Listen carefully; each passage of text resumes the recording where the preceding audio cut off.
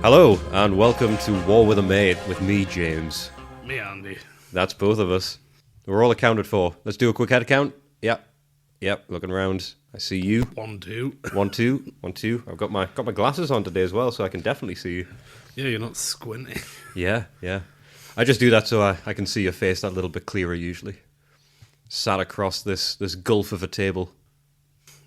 I mean, you're normally not wearing them, so I assume you normally can't stomach it. Yeah, that's it. Usually I just can't bear facing you. Can't bear facing what we're going through. But what we're going through, we're doing for all of you who want to be in our shoes. You all want to be playing this game, don't you?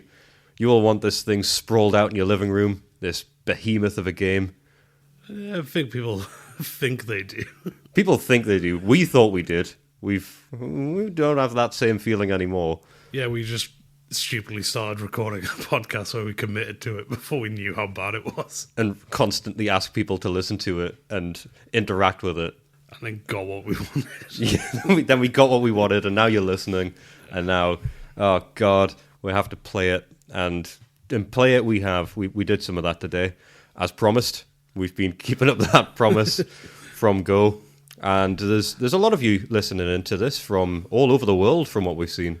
Not sure if it's VPNs, not sure if it's genuine, but wow, some far-reaching places. You were rattling some of them off just before, weren't you? Yeah, Glasgow.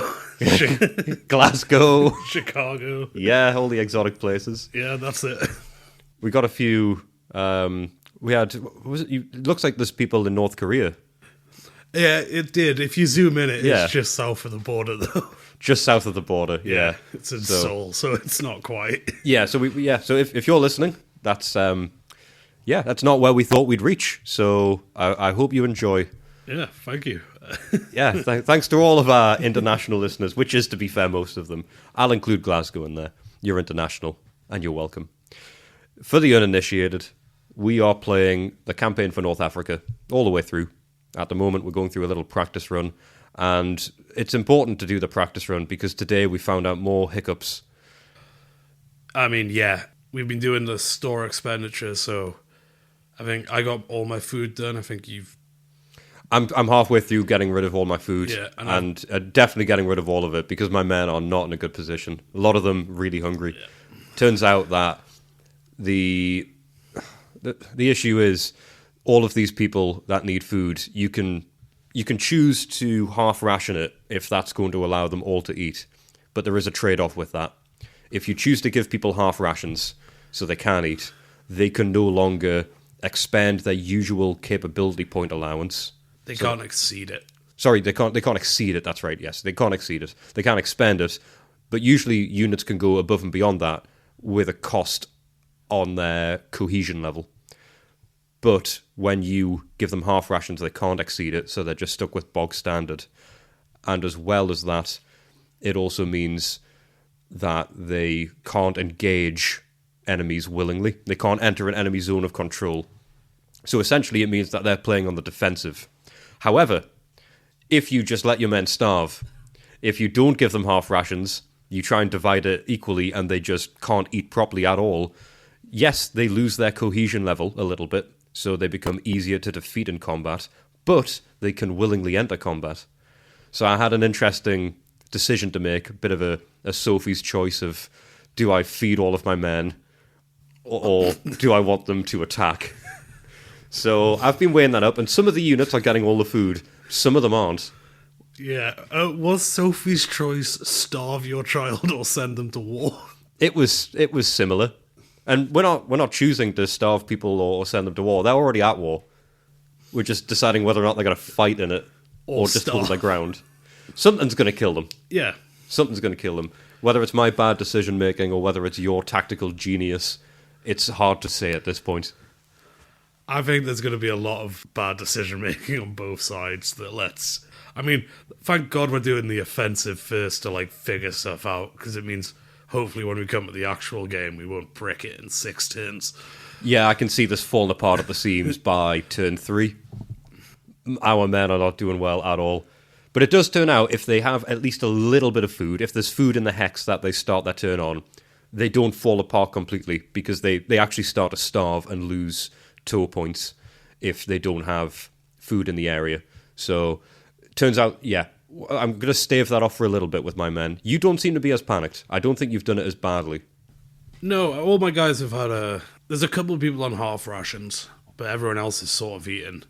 And yeah, I've also gone through the water and fuel evaporation, and that feels alright so far. I haven't actually given anyone to drink yet. It's just evaporation. I've not quite got to that point yet. You evaporate more than me as well, because you don't have jerry cans. You lose 9%? Yes. And I lose 6. Yeah. Oh, that fun fact, by the way, didn't tell you this. The Wikipedia page for the game is wrong in that regard, because it doesn't actually give the correct values for the evaporation. I think it says 7%. Right. It also says that you only get 1 die in the game, which is wrong. We got 3, and this was the game coming as is. It was the original edition. Yeah. Which is something that a few places I've seen say you just get the 1 die.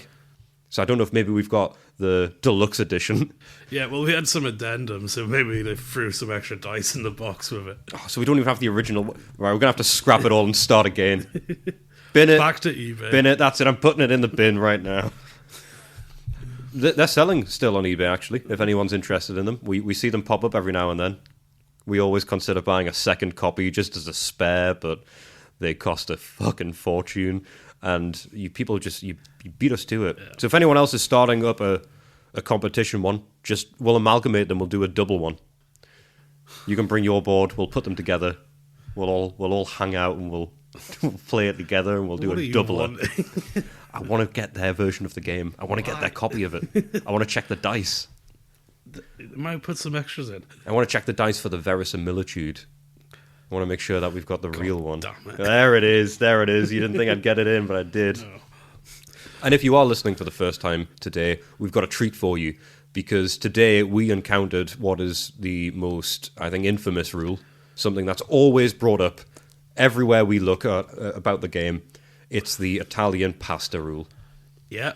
And that actually came into play today, and it was a shame, because this whole time for me, it's just been this joke, nebulous idea of, oh, my men have to use more water for the pasta.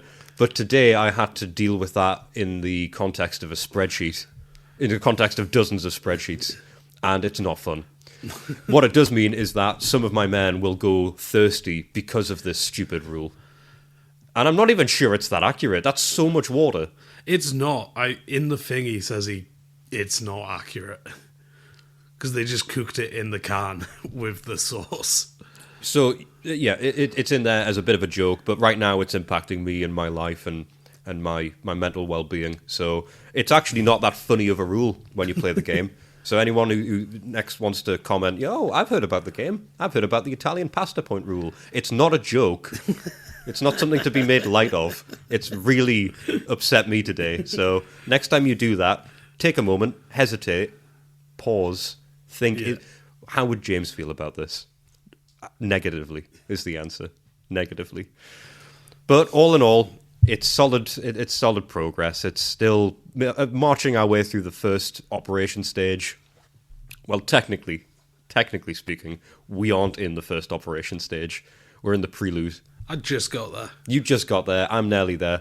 I've got additional work though. I've got the Italian pasta point to deal with, which means I do need to go back because we had to double check some of the ruling on it. Yeah. Turns out there was a bit of a nuanced decision to make, a bit of a grey area as to whether or not the evaporation happens before or after we use the water for our food. And we came to the solution of they get the pasta point first because it's left ambiguous, and that logically makes the best sense. Yeah, and we are just going to have to do some rulings because there's no way to look it up. It says that in the game. Yeah. Richard Berg, the game's lead designer, he does say several times in the rulebook that if it is the case that you're not sure, to just do that. So who are we to question, dismiss his wise words? He's the one who put it together. It was his idea. His fault.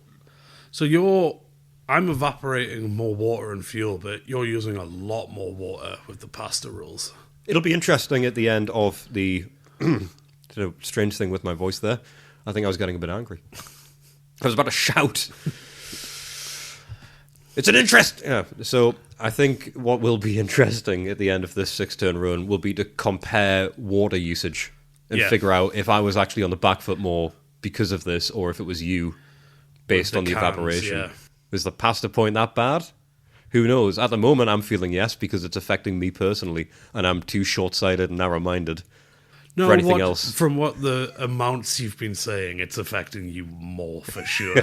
Definitely. Tobruk. It's Tobruk. That's what I'm most worried about. Thankfully, they're in a place where water isn't much of an issue, but the food. Oh God, the food. Well, you've got your convoy coming in pretty soon because I didn't manage to intercept any of them in the naval convoy stage. That's true. So Tobruk will be being relieved with food fairly soon. That's right. So I don't need to worry about that too much. I will get all of the food to Tobruk that I need to try and replenish it because those boys in Tobruk, they were hungry today. Tobruk starts with a cache of, and I already told you this, so it's not really giving away any tactical information. Tobruk starts with 500 store points, 500 food points, essentially, and most of them were used. At the end of the store expenditure, I have 53 left. Starts with 553 left, and that's just for the garrison in Tobruk.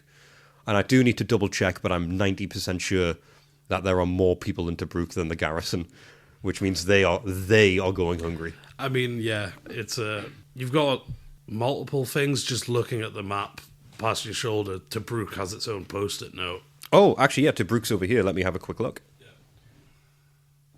Yes, there's more in Tobruk. Yeah, there's more on the post-it note. Oh, I've not got to them yet. I think those are the ones. I think they might be SGSUs. No, they're not. No, so the SGSUs, by the way, are the... Oh, what does it stand for? It's the airfield units. Yeah, they run air squadrons and stuff. Squadron Ground Support Unit?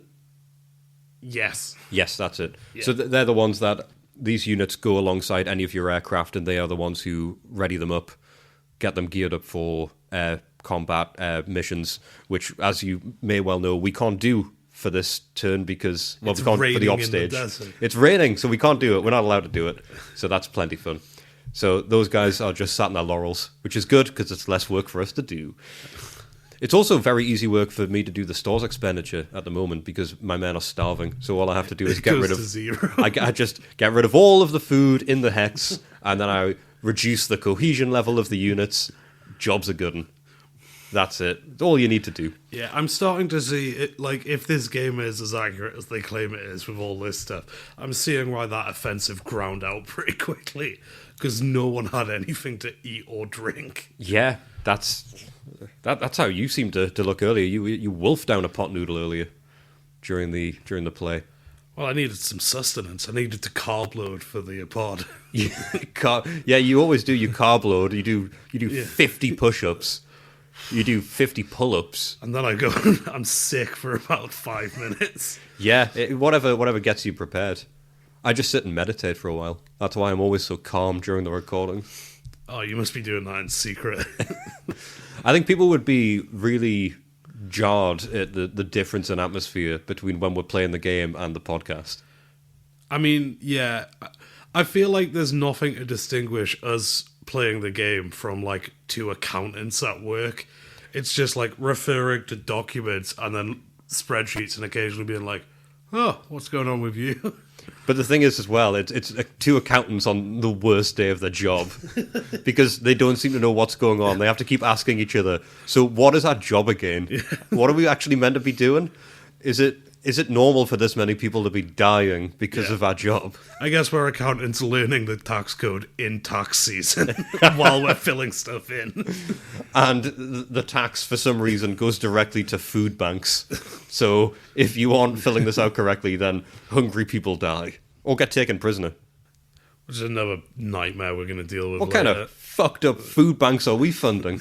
Get taken prisoner if you're hungry. Oh, they take so much food. We've found out today you can't. It was prisoners. Yes. It was a concern in previous weeks that we'd accidentally be war criming.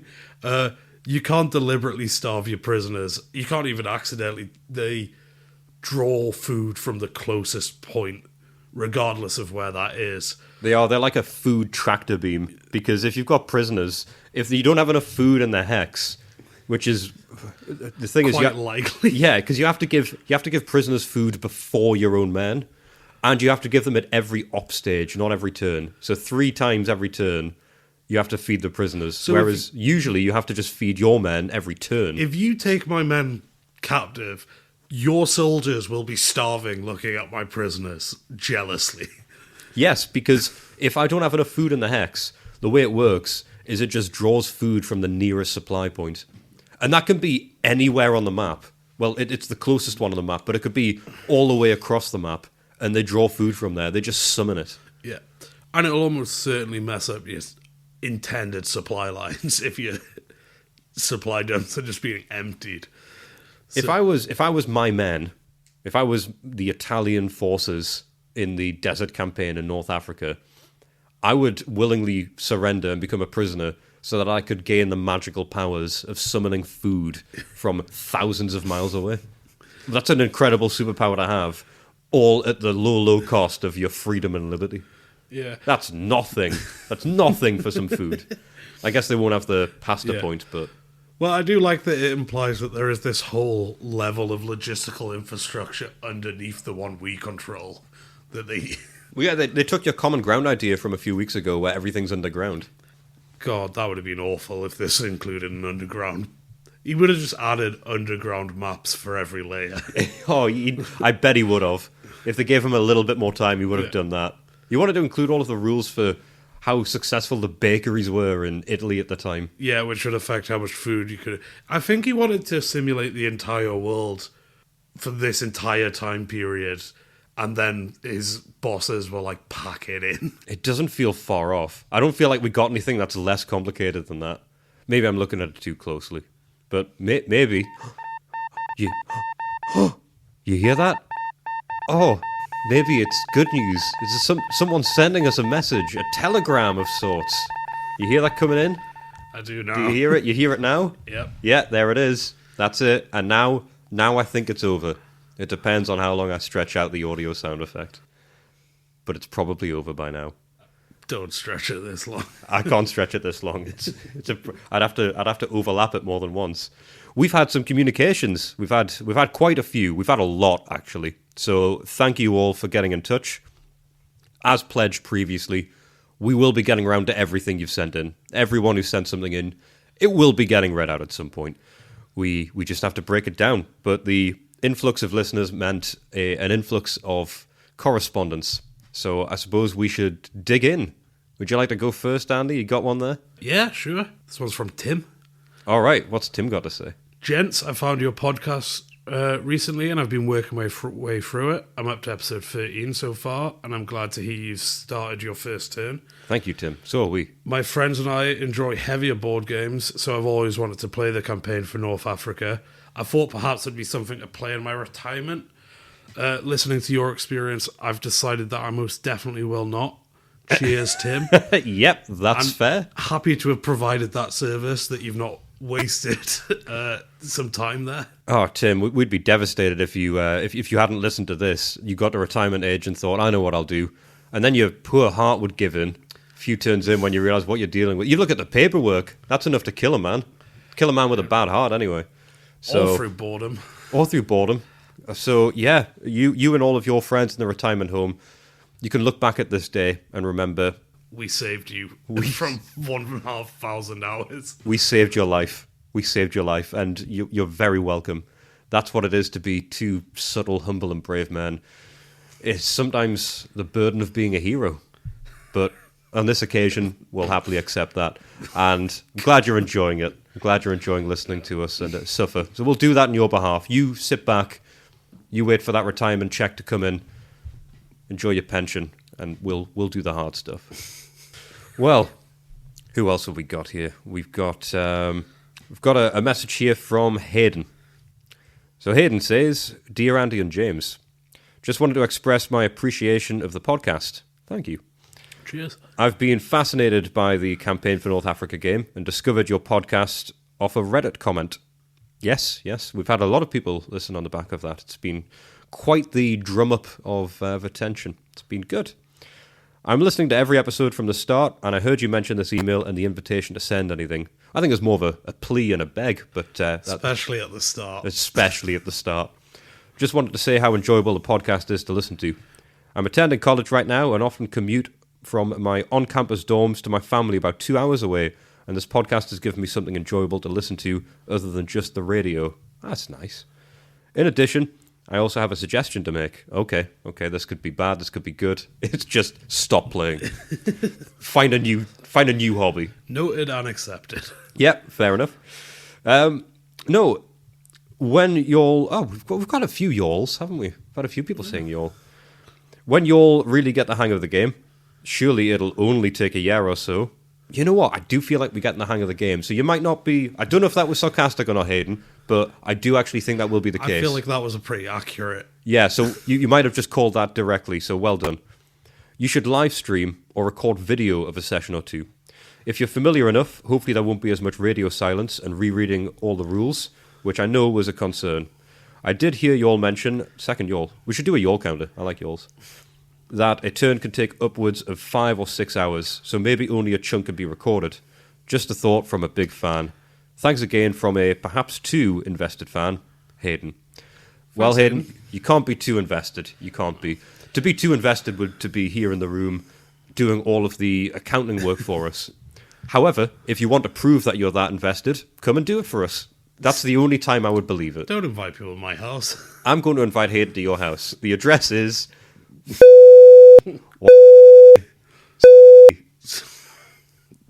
I'll bleep it out. I'll bleep it out. I'll bleep it out.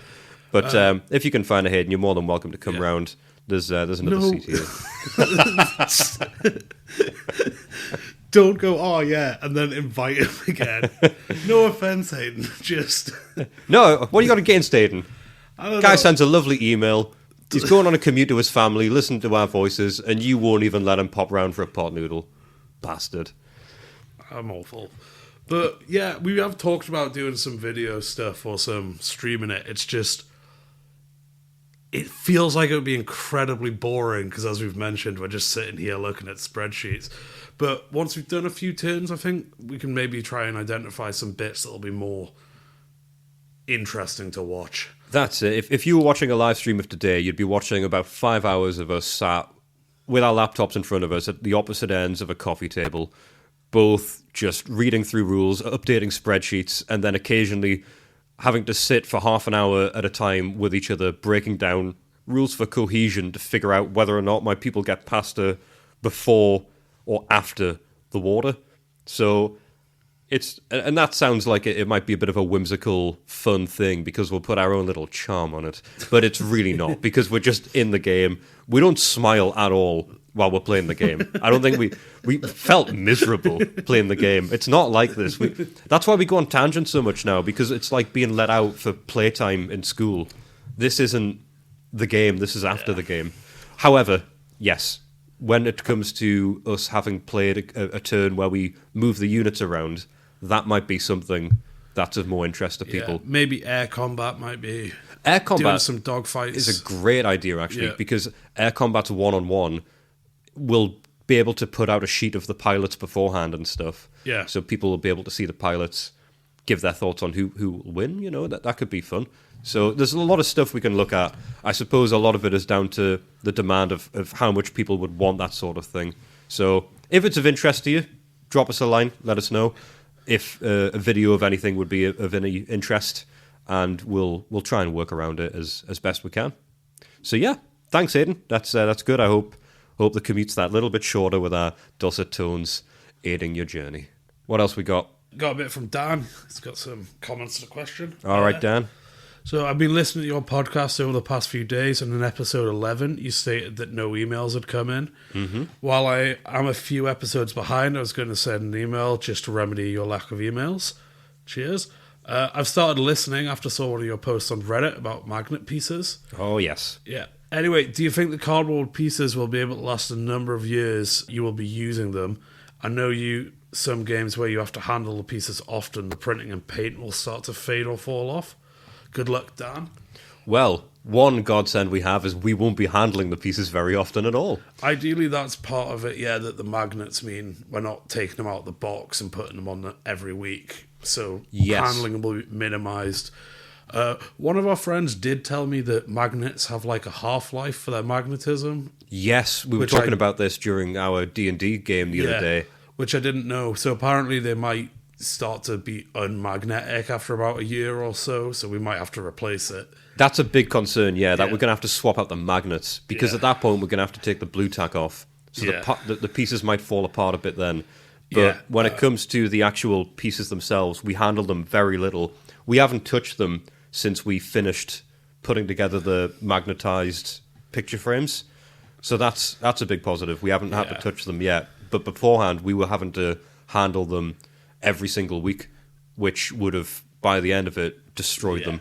I mean, the resale value's destroyed. Oh, yes. They should be readable at the end, hopefully.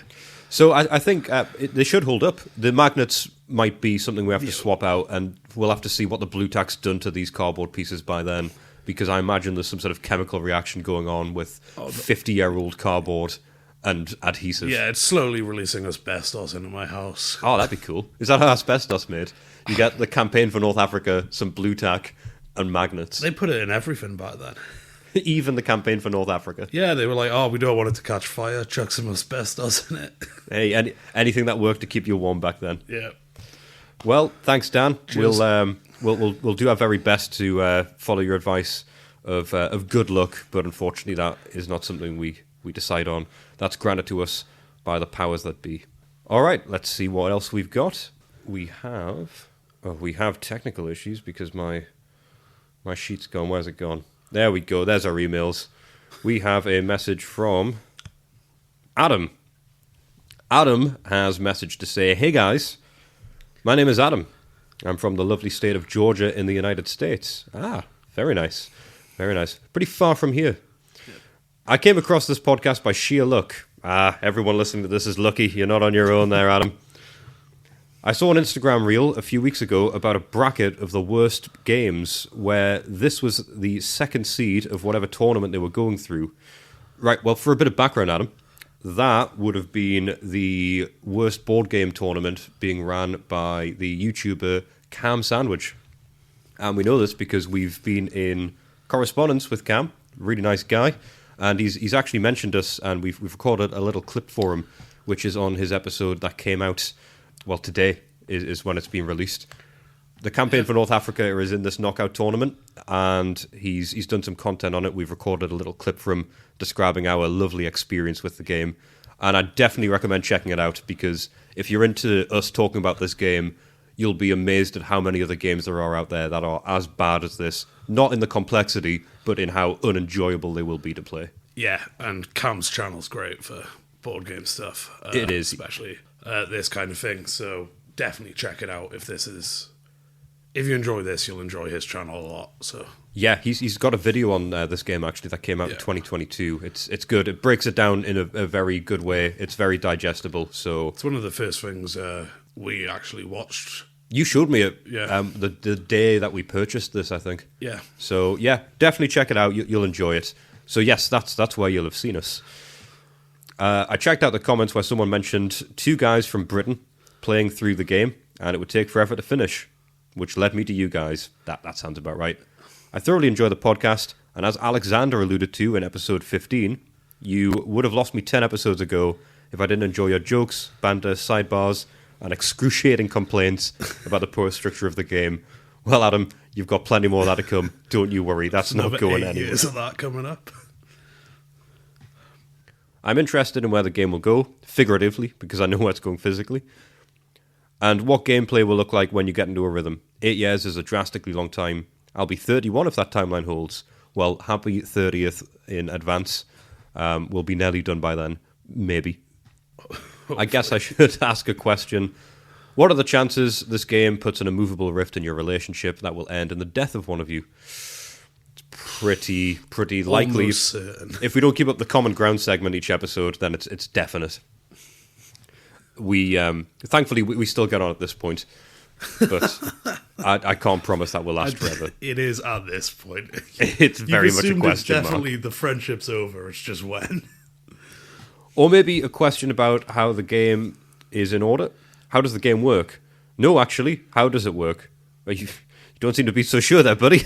Neither are we, though, so that's fine. Will each turn/week start with moving supplies, blowing up half of said supplies, moving trucks and troops, attacking, then saying, I'm done, your turn? I hope to hear from you guys. Thanks for the time, Adam. Well, you've heard from us, Adam, and thank you for the time. It's not just ours, it's your precious time. Thanks for getting in touch. And that's not a bad description of it, by the way, for how the turn works. That sort of boils it down in a very simple form. But yes, the base structure, and we'll have to put something up on the website of the turn breakdown, but the base structure is, it starts off with the movement of convoys, then it goes down to planning some air missions. After that, it breaks down into consumption of food, water. That gets into the operation stages. The operation stages repeat 3 times every turn.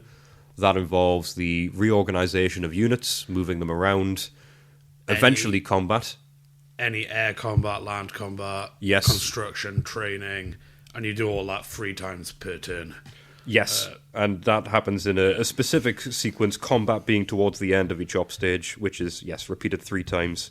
So it is the case that you've kind of summed it up pretty concisely there. So yes, blowing up supplies is actually a very fun part that I'm looking forward to. You can blow up supply dumps and ruin everyone's supplies.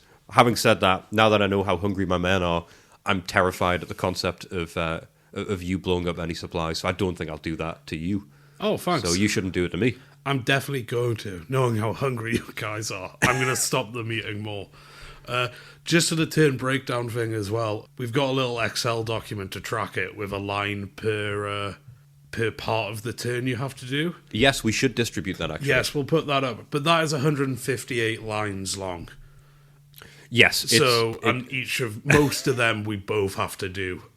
So, yeah, about 300 segments to a turn.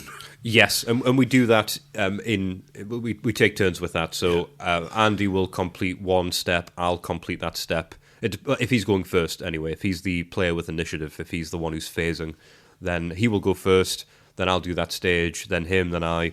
When it comes to the admin stuff, we're doing that in these play sessions sort of in tandem. We'll just sit with our laptops and we'll go through those stages. As you'll have heard earlier, Andy's a bit further ahead in terms of what he's doing with the water, but I'm doing the pasta point stuff. So there are bits where we'll be kind of out of sync, but we won't go too far where the admin stuff ends. Yeah. So we're always very close to where we are. We just have to try and stay as in sync as we can with that. But it's just if I'm doing admin and then you're doing admin immediately afterwards, let's do it at the same time, because otherwise that's just doubling the time and it's taking hours. Exactly. Well, shall we do a couple more? Yeah, I've got one more. Ready to go? Yeah, go for it. Hey gents, currently on episode 10 and loving the friendly banter. I'm rooting for you to power through the next 8 years because you have a dedicated listener. That's you. the thing we feared the most. And the accountability tools kicked in. It has. Now that we know they're dedicated, you've actually ruined any chance of dipping out here. So, yeah. Since you wanted questions about the game, here is a doozy. Since the game hasn't been finished and there are no guides to completion, are you excited or afraid of being experts once it's completed? Patrick, thank you. Well, thank you, Patrick. The Patrick's so good, they named him twice. So, when it comes to that, I see you've put experts in quotation marks. That's a very good way to do it because even though we know a lot of the rules now, I would say experts is generous because we don't play war games. So when it comes to this sort of thing, even though we know the game rules probably better than a lot of people, I would say. No, I don't think this is going too arrogant or cocky. I think we do know the game rules better than a lot of people who've probably encountered the game. But we also don't play war games, so we don't know if the strategizing is at all viable. No. So when it comes to being experts, we might be experts in terms of knowing what the rules are. It's a very different question as to whether or not we're good at the game. But I would say excited, personally. Yeah, so am I. I mean, it's one. If we finish it, no one can really Well, they can't say we did it wrong, and they will. Absolutely. But if they want to do that, they'll have to finish it too. Exactly, and finish it better. And I fear they might. However, on the topic of being experts and finishing it, Yep. you've been working on a bit of an aid. Yeah, I've been doing some writing some software. Yeah, which is a speciality of yours. You're pretty neat at it. So you've been dishing that out. So we're well on our way to having a program that can not only read all of the PDF version of the rules, but also allows for a search function, which means we won't have to just search through manually the actual physical rulebook or scroll through pages of a PDF. We'll be able to search key terms, which is going to be a godsend. And it'll all be hyperlinked and highlight things you search, so that should hopefully save a lot of time. And that's not all. You've also been working on something to aid with the store expenditure. Yeah, I've made an Excel template which should automate a lot of that, and also that'll go into the program eventually. So hopefully this hours of store expenditure down the line becomes a button press, which, if we get some of that stuff sorted out, should help with the flow, and yeah, maybe doing some live stuff or video stuff if we can get rid of some of that bookkeeping. Because we aren't against automation of certain aspects of it. We're doing our very best to stick to the rules of the game, but the rules of the game are just to carry out that expenditure. Doesn't say anything about not using computers, because they didn't think we'd have them back then. So, what do you think now in 1978? As well as that, Patrick, I see you've also sent... it is you. Yeah, you also sent a web form through our website where you'd said, love the podcast. Someone commented on an Instagram post about your channel, so I followed and I'm listening now. Super excited to listen. Podcast sound is great, and I'm rooting for you to finish. So you dropped in 2 messages there. We caught you both platforms, so you definitely deserve the read out there. So thank you very much for that. Probably the same Instagram post mentioned earlier. And we'll do the last one here. Not the last one we have, but we have to stop at some point. So we'll read this one. Everyone else, we will read them out at some point. I assure you that. This is from Stephen. Hello. I'm just curious what some of both James and Andy's favourite games are. Are you veteran wargamers, or have you decided to jump into the deep end by tackling this behemoth? I'm really curious. Thanks. Well, Stephen, as you may know by now if you've caught up, we are not wargamers. We do not play war games. We do not know what we're doing. Never done it before. We're not really a veteran of anything. The closest I would say is Dungeons & Dragons, which we've played religiously for 8 years. Yeah. So that's my favourite game. It's That's also my favourite, yeah. If we're doing board games, definitely my favourite game. Comfortably. We've played it. We played it through COVID. I mean, yeah. So during COVID in the UK, I'm not sure if this was a thing in many other countries, but we had a COVID. No, COVID was. This I know. thing called COVID. Yeah. So there was this disease where you got like a bit of a cough and people got ill apparently. Yeah. So during COVID, you definitely have heard of that. We in the UK had it was called a support bubble network where individuals of a certain number of people were allowed to still stay in contact. This was towards the sort of second half of the lockdown. And you lived on your own at the time. Yep. So you were allowed to be in a support bubble with another household. You could visit another household. And you generously chose my household. My DM. Yeah, your DM, which was me and it was my girlfriend at the time that I lived with. So you would come round and we would play D&D. And we did that since we had nothing else to do on the weekends, all weekend, every weekend. And beforehand, I'd lived with you at the very start of COVID, so we also played that every day because of timings of furlough and people not being in work. So we played D&D constantly. So we can comfortably say that's our favourite game. And also, I think the reason we felt comfortable giving this a go, because we played D&D back to back for weeks at a time, every single day. Although, having said that, there was a short period of time where we had to go on hiatus because we had so much stuff going on in the D&D campaign, so much conflict with these enemies that were really bogging you down, you felt like it was actually psychologically battering you. You need a break. You do from time to time. So, yes, Dungeons & Dragons is our favourite game, and it's basically the opposite end of the spectrum from this. It's so freeform, and this is all rules. We'll give a shout out to Carcassonne as well. Carcassonne actually was a brilliant one. Because we lived together a long time ago, and we it was actually a long time ago now. In the way old back. Yeah, in the way old back times. And we lived together. We would play Carcassonne a lot in the evenings. We would just leave it out on the table and then pick it up the following day. Yeah.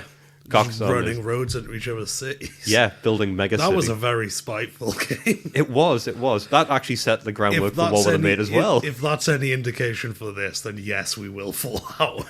So, yeah, Carcassonne is also up there with D&D. So, check them both out. Dungeons & Dragons, it's available everywhere. And Carcassonne, also pretty much every board game shop. Yeah. Well, that was some great correspondence, so thank you for sending that in, everyone. We've got plenty more to get through. We will be going through it each week, and we'll get to all of you at some point. But for now, let's take a step back from present correspondence, and let's correspond with the past, because we've got a little bit more history to go through.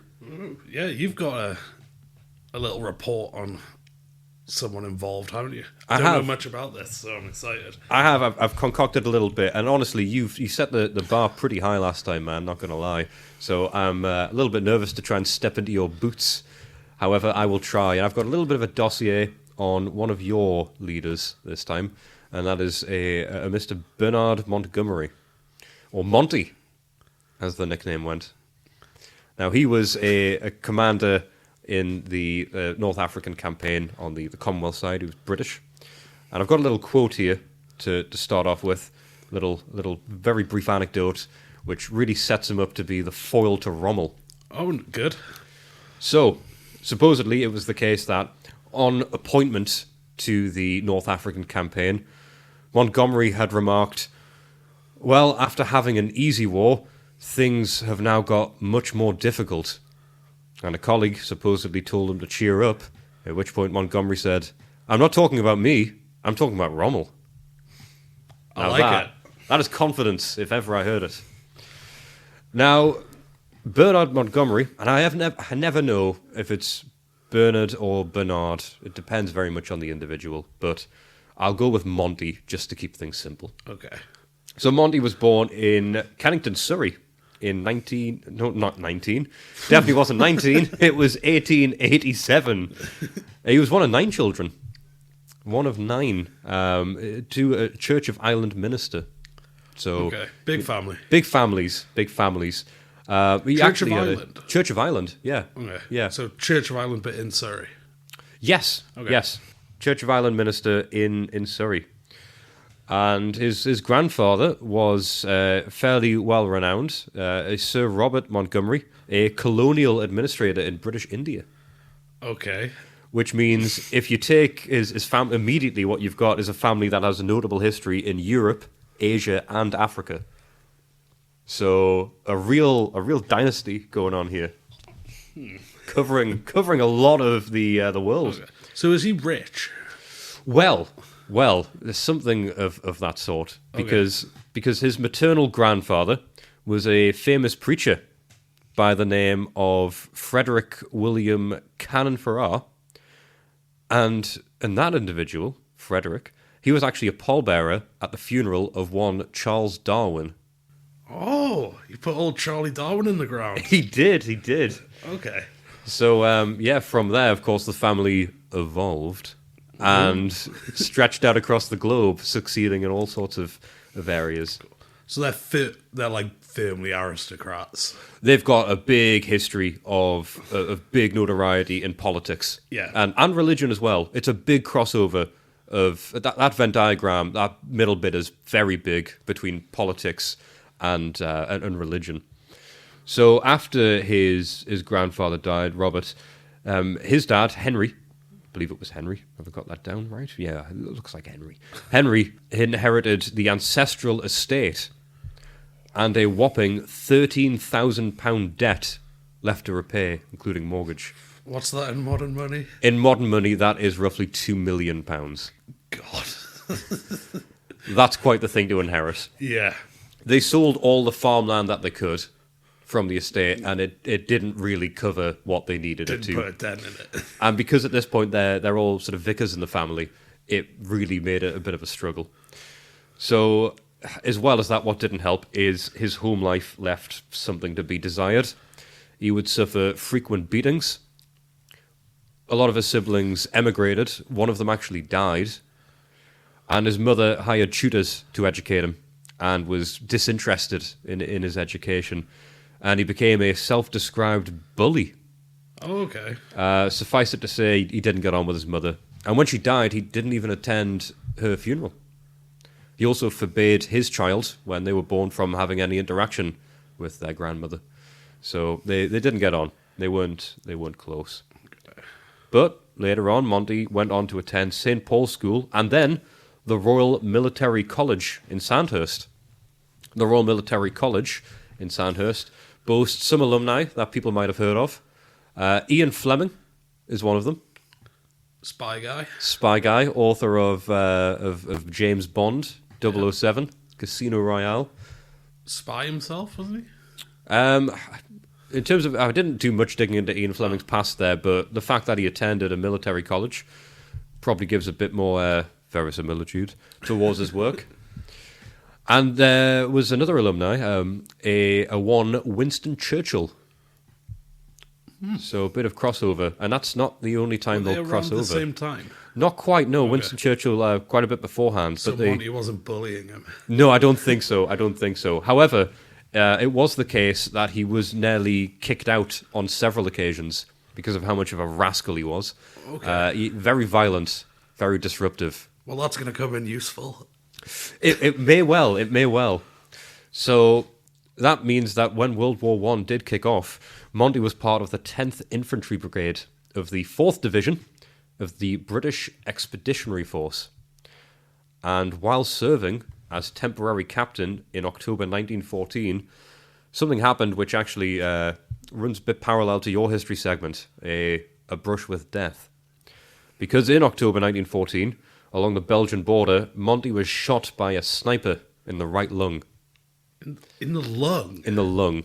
Okay. After taking that shot, he lay there, pretending to be dead. One of his men ran out to save him and was shot also and killed. Fell on top of him. Okay. Lay there on the body. The sniper continued to take more shots. One of them hit Monty in the knee, and he still lay there, pretending to be dead. The body of his fallen comrade absorbed a lot more of these bullets, fired down, intending to be for Monty. So he's just lying there playing dead while, like, bullets slam into the guy on top of him? Yes. Yeah, I'm not going to lie, I'm not getting out of that. Yeah, that's... pure panic. I mean... And a lung shot. I suppose I don't know that this is going to be described as a saving grace, but if you've been shot in the lung, you're probably not going to be able to cry out in pain as easily, or gasp, so maybe you don't react as much, is the only thing I can think of as something that might have helped. So he's getting peppered with rounds, and in the end, he just lays there all through the night. And then, later on into the night, into the morning, they arrive with stretchers to take away the dead bodies, because they presume he's dead. They find him, in the state he's in, barely alive, and decide, based on his condition, there's not really any hope, so they start digging a grave. Oh, wow. This guy was even closer to death than... So he's just lying there not being able to breathe while they're digging his grave. They're digging his grave. They've taken his dead, fallen comrade away. And he's got a punctured lung. He's been shot in the knee. He's been there for hours. However, they decide at some point to change up the plan. They stick him in an ambulance, send him to hospital, where he recovers. I mean, that's mental. He survives. He survives. So Graziani may have had some close brushes with death. However, this one feels a lot more visceral war zone. This is... I mean, that's not one that I would survive. I'd be dead. That first shot gets me. I'm out. I'm dead. Well, it's also they lay there with him for a while digging his grave and then called the ambulance when he didn't die. Yeah. So by the time the grave's done, they just decide, well, he's still alive. Maybe we should give him a shot. So yeah, they could have just got the ambulance straight away. I suppose the thing is, it's not a case of back then, you hit 999, ambulance shows up, it's a Ford.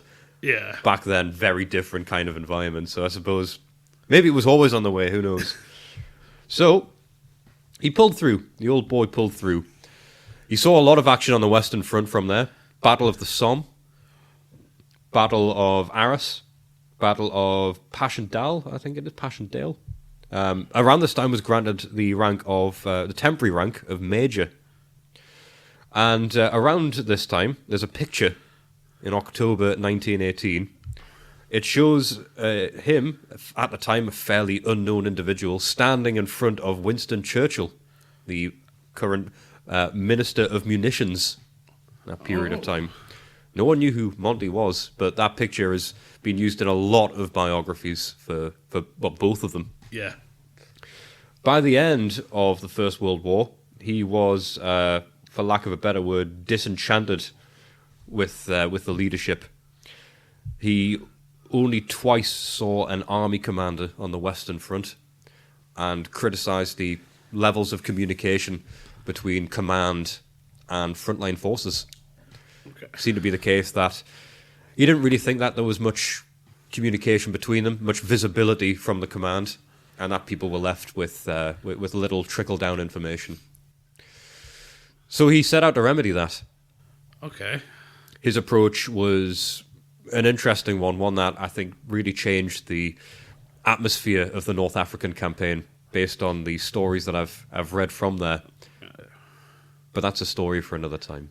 Okay. And we'll pick that up next time in our next segment about good old Monty. Ooh, but suffice it to say, he does have some interesting tales about him. Just a quick thing there. You said he got hit in the lung in 1914. Yes. And then went and fought in 3 other battles. He was at the Somme. Yeah.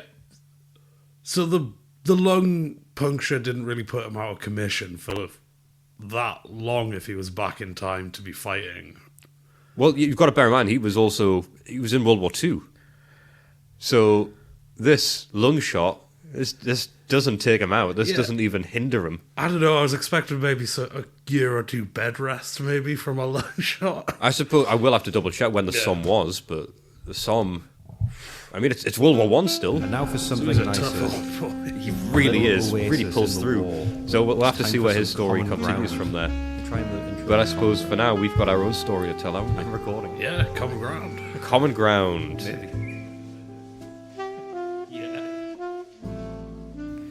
So, for anyone who's a first-timer or anyone who's just really sleep-deprived and maybe had a bit of a drink today, you can't remember last week or any of the previous ones, Common Ground is a segment where Andy and I alternate a topic each week. One of us comes up with it, and it's to try and find a common agreement on a topic that we discuss, try and find something that brings us together at the end of a play session of a game that is poised to have us hating each other. And this week, it's you, Andy. So would you like to tell what your common ground suggestion is? Yeah, I got a fashion one this week. Oh, dear. I'd like people to bring capes back. And for you, people to wearing them to not inherently be losers. So you've acknowledged something very early on, which stops a lot of what I was going to say. So that's good. Can't help but notice, by the way, you've got your dressing gown kind of draped around you at the moment as well. So you look quite comfy. Yeah. But now I'm realizing you've got a sort of cape vibe going on. Yeah. Is this why? Partially. I mean, it's a very good piece of clothing that we don't use enough. What is the selling point of a cape? If you could, I guess, pitch that to me first of all. Well, it's like a coat, but you don't have to mess around with sleeves. It's not like a coat, though, is it? I mean, it is. It's just on your back. And hood. Oh, well, fine. You get a hood. Yeah, so you cover your clothes on your head. That's what a coat does. You're describing more of a cloak than a cape. Okay, cloaks, capes. Okay, That okay. genre. Because I hear cape, I Are think you thinking like the one shoulder, like half length? I'm thinking the ones you get in RuneScape. Oh, they tell everyone how good you are at mining. Yeah, I'm thinking that. Or Yeah. the team ones that you could get in the wildy. Oh, yeah. So the ones where, so it doesn't cover your arms at all. It's just down the back. Still fine. But it's not Wrap warm. it round. You can't, though. It's to keep the rain off. They're quite narrow, those ones. Yeah, you flare them out. I don't... See, if it's like a cloak, Yeah. and I've worn a cloak or two in my time. Usually it's sort of Halloween costume related. I've had a few cloaks. Yeah. And I will admit, they're fun. What I did have, actually, this is cloak adjacent. So we went to a festival a few years ago, and I had a poncho, as you may remember. Yes. I bought a poncho at the festival. I had a cowboy hat as well. It was a lot of fun, and it was really, really warm. And I remember the poncho being a beautiful bit of Shady, relief. yeah. Because it's a bit of personal shade. You could stick a t-shirt on and then put the poncho on top. It's warming when you need a bit of warmth, and it's a lot of shade when you need that.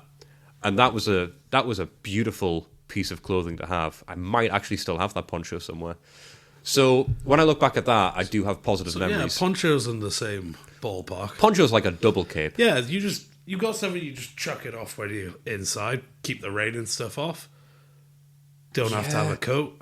Right, okay. Based purely on my personal poncho Sew some experience. Pockets into the capes. I don't actually hate that idea. Yeah. So when you say we've got another big thing to tackle, because you said when it comes to it, for people to not think you're a loser for wearing it.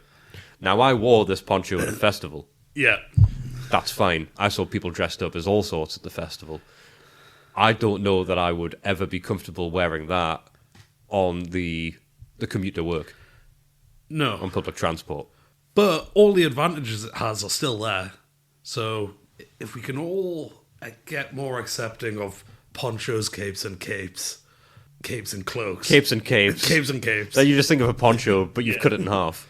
Yeah. Yeah, but you're relying on the goodwill of people to not make fun of you for having a poncho or a cape or a cloak. Well, we just need a critical mass, and then everyone debuts their cloak on the same day. So right, we need to pick out cloak day, C day. C day. We need to determine when C day is. Well, it's the day before D day. So we missed it by quite a while. We've got a year to get ready. So this is why they sort of petered out, because C day's already one and gone. Yeah. So all right, so if we can pick a date, let's say the 17th of, you pick the month. June. 17th of June, 2027. 27. Give ourselves 2 and a bit years for Cape Day. Cape Day. All right, so you heard it here first. Yeah. You can gather up your cloaks, gather up your ponchos, your capes. Just those three. Those three. We don't want to go too broad. So get them together. Amass in your local town centre, town halls if you can. Let's not do a sort of. Yeah, let's not go quite January 6th. Let's not storm anything. Yeah, no storming. This isn't storming anything. It's a fashion statement. The clothing helps with a storm, not helps you do a storm. Exactly. We're not storming anything. We are the storm. No, I think that's what they were saying. Oh, no, sorry. That does sound too revolutionary. We're in comfortable clothes and we're going to look really nice. They can't spin that Viva one la badly. comfort. No, don't put Viva. No, get rid of the Viva. Okay. La comfort. Just La Comfort. La Comfort. Okay, that's fine. La Comfort. So we've common grounded that. I think we have. I think we Yeah. ticked off the common ground So there. 17th of June 2027, mark your calendars, Cape Day. That's it. That's Cape Day. So if you have any thoughts on that, let us know. If you can't make it, just drop us a line and let us know you're busy. But We will need a doctor's note. yes, because we've given you plenty of notice. Yeah. So if you want to opt out, then you're. I'm going to be honest. You're not subtle, humble, and brave, are you? No. But we are. We're subtle, humble, and brave, and this takes us pretty nicely to about an hour, and that's about all we can do. It's all they can handle. We've got lives to live. We've got bedtimes to have. It's pretty late here, and you've had us up this late. Really? maybe next time consider that. Maybe next time keep us in mind. All right, turn this off. Turn this off. We can't escape until you turn it off. We're stuck in your phones. We're stuck in your radios. We can't go until you go to bed or get to work or get to your family after a 2-hour commute. Stay so humble and brave. Good night. Bye. Very well.